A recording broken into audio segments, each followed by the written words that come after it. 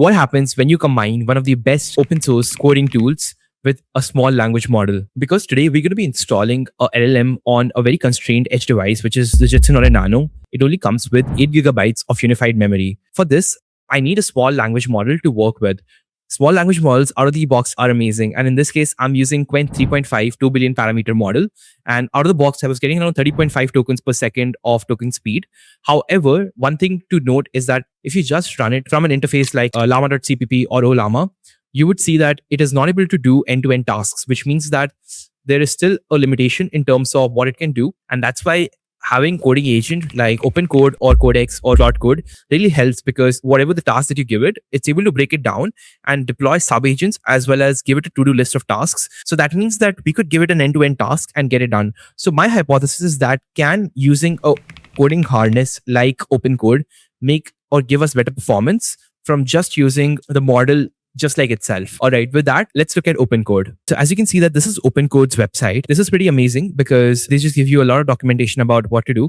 In order for you to install this, you can come on their download button and basically copy the command for Linux as well as different other versions here. So let me copy the command for Linux here. So because I'm going to be using this inside my Jetson Orin Nano, I will SSH into the Jetson Orin Nano because it's connected to the same network, and then I will connect it on my MacBook here. So let's connect to my Jetson Orin Nano, and for that, I will follow the following SSH command and give it the following password.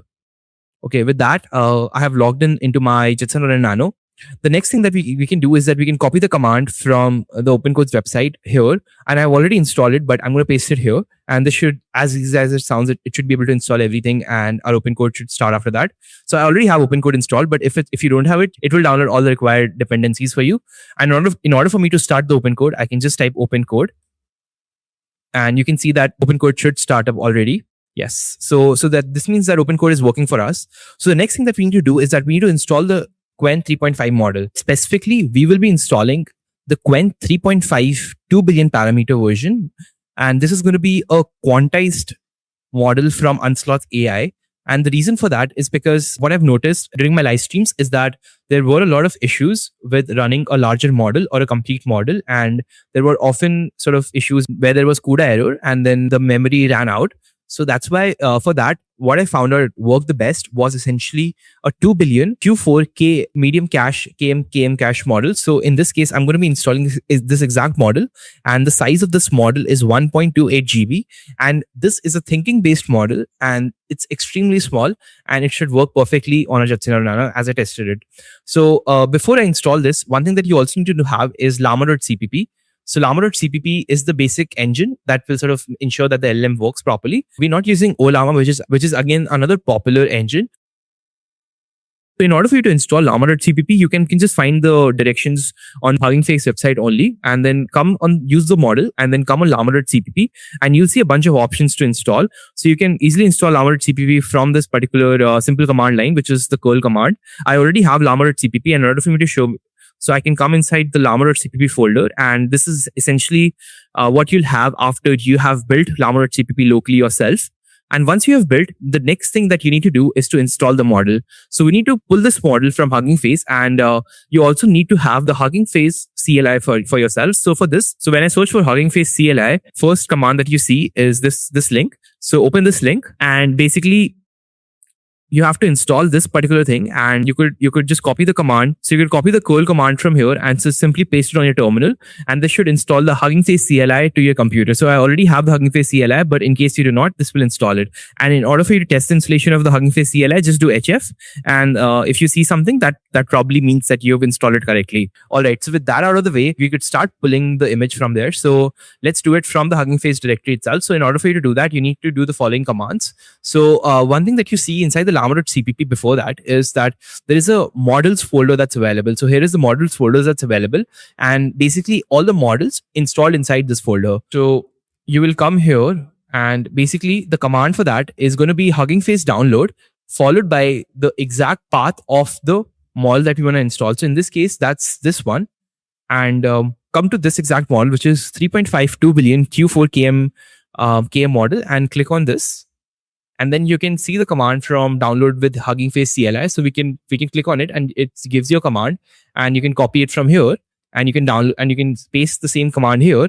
And because I want to download it inside my models folder, I will just do a local dir command, and then I will type the models path here. This should download the models from Hugging Face to the models folder that we have. So I already have the model with me. That's why I get a downloaded message with me. But because you wouldn't for the first time, it will download the model to the folder itself. All right, now that you have it, we can start running the model on Llama.cpp. And the first thing I want to do is that whether if it's working on the CLI or not. So if Llama.cpp is installed perfectly, you can easily sort of start the Llama CLI using the following commands. So you just do /build/bin/llama CLI followed by -m, and then we could just do the models, and then we need to specify the model that we have. In this case, the model name is this. So we just need to specify this Qwen 3.5, and then because this is a 2 billion parameter model, the next thing that we need to set is the context window. So by default, if you see, the context window of this is very large. The context length of this model is 262,000 tokens. Now this is amazing. However, two things. Number one, this is too much for you to use in any task almost, and this is absolutely insane. The second thing is that I tested it with the entire context length and it gave me an error. So I'm going to run it with a 100,000 context window. Let's see how it goes. And it might take some time for the first time to load the model. All right. As you can see that Llama.cpp has started. So we could start giving it some commands and see how it goes. So I'm just going to ask you some basic questions. Please explain what is ROS. Okay, so it's using its thinking tokens right now, and it has started to give us an answer. And this is amazing. Look at the speed, and it's almost like as good as like you couldn't distinguish this. This is just from like a 1 GB model. And this is the final answer. Let's stop it. And the token speed that you can see that it's 31.4 tokens. And this honestly is more than sometimes the cloud models that you have. Just to remind you again, this is running on 8 GB device. So this is great. Now, the next thing I want to do is that I want to use it with OpenCode. So in order for you to use it with OpenCode, I need to start the Llama server. And with that, also start the model as well. So in order for me to do that, I could very easily come on the ./build/bin Llama server. And then from there, I can just select the models. And then I'm going to specify the context to be 60,000. And I need this token, which is Ginger. And I need to specify the port to be 8001. Let's run this. So this should ideally start the Llama server with the Qwen 3.5 model running. All right, so as you can see, the model has started at this particular port. The idea is that Opencode can have an API endpoint to this particular localhost URL, and the model will serve. So I need to start Opencode. I will start a new terminal, and we need to configure Opencode with this model. All the configurations and all the model settings can be found on the config folder of Opencode. And in order for you to find the config folder, if you are on Linux or Mac, you can very easily go on /config, and inside that you can find Opencode. And in this folder, if you do ls, you will find the opencode.jsonc and the opencode.json. And in order for us to configure our model, we have to open this opencode.jsonc. So let's open this using the vim CLI. Okay. And you can see the model I have is specified here. So this is essentially the Llama server that I had. And this is the port that it was being forwarded to, which is 8001. And basically it was 3.5b local model, and I've set the context and everything here. So you just have to add this particular schema to your JSON RC file. And let's open Opencode. Once you have that, and once the Llama server is running, you can type Opencode, and this should start Opencode. And you can see that it is running Qwen 3.5 2b, and which is running locally on the Llama server itself. That is great. Okay, so let's ask it some basic questions to see if it's working or not. So I'm just asking it some basic questions on what it can do. Yeah. So it has given us a response here where you can see that it can help with almost everything here. And that's a good response from coming from a 2 billion parameter model. All right, that's great. Now, the next thing I want to do is actually make it use the CLI. Okay, so in order for me to test the basic usage, let me ask it a basic command. It's to find all the files on my desktop. And this would confirm if Opencode is indeed able to use the CLI. So as you can see that it was indeed able to find all the files inside my desktop folder as well. All right, and this is great. So let's ask it some other question. Let's start a new session for this. And I'm going to ask it to create a simple Python game for me. Make a simple number guessing game on Python, which can be stored on my desktop as numberguess.py. Hidden. See, I shouldn't have to specify as much as I did here. Where is it stored? Yeah, so see this, right? Like it stored it somewhere on the default path. Move this file to my desktop folder.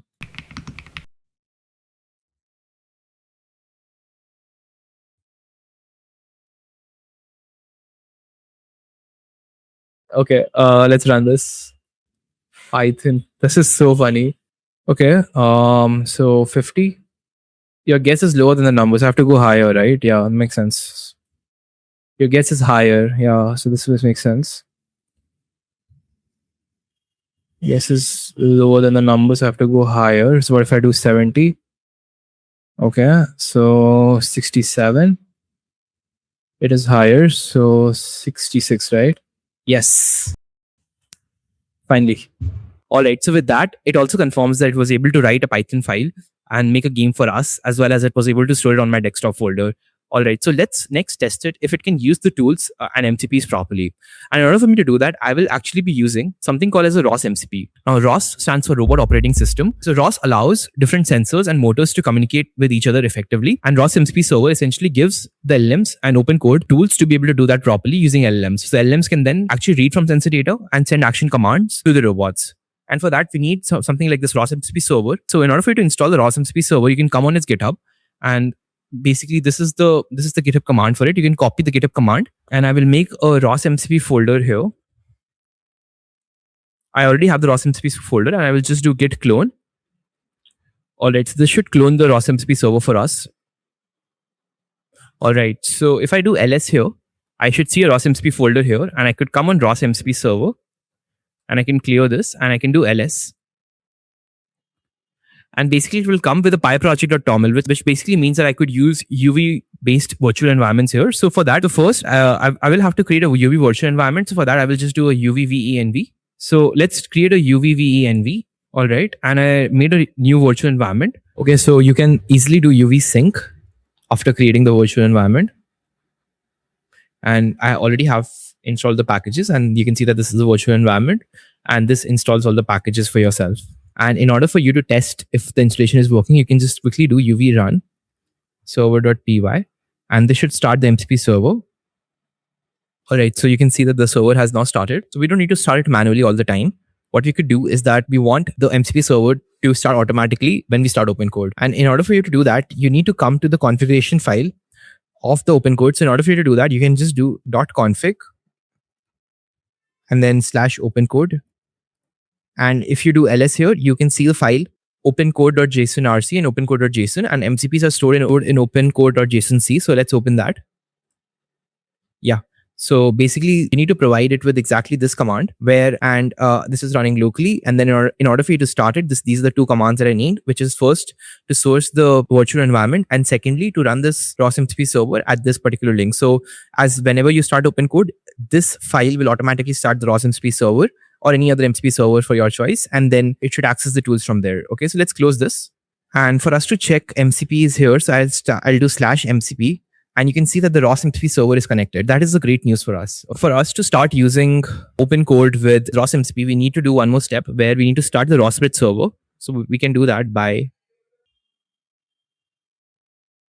All right, so I've started the ROS Bridge server so that the LLM can now communicate properly with the ROS running on my robot. So let's start a new terminal here. And here, let us start Opencode. And what I will do is I will ask it what all ROS topics are available.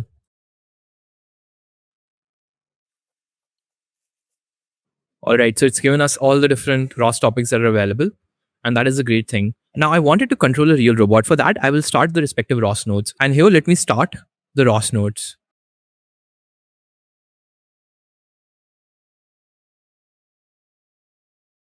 All right, so as you can see that the RViz application has now started, and it is basically giving us an initial map based on the LiDAR sensor that it has attached. And one thing that you can see that there's no image right now because I'm going to start the image node. Let us start that as well.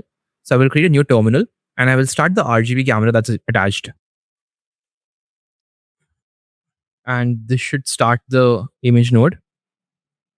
Yes. So as you can see that this is a live camera feed from the robot.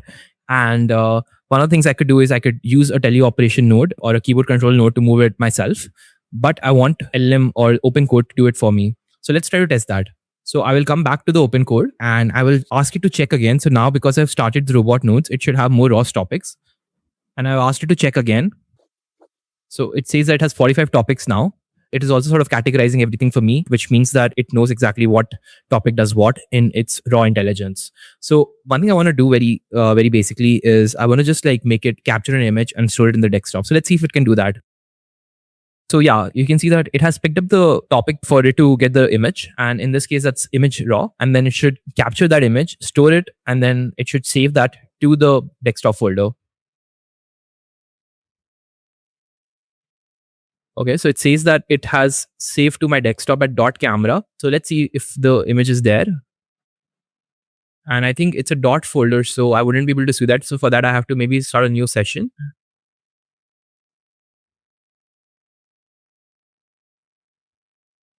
Okay, so you can see that it has stored an image here. And if I open it, yes, you can see that it was able to retrieve it from the camera topic and then store it on my local computer, which is amazing because it shows that it was able to use the ROS topics, retrieve and subscribe to the ROS topic. From there, use the CLI to store the image locally here. That is amazing. So let's come to the next thing where I want this to do some actions, where I want this robot to move. I'm asking it to make the robot move back and forth 3 times. Before I give this command, you can also see the robot POV as well as the map here. And let me just give it.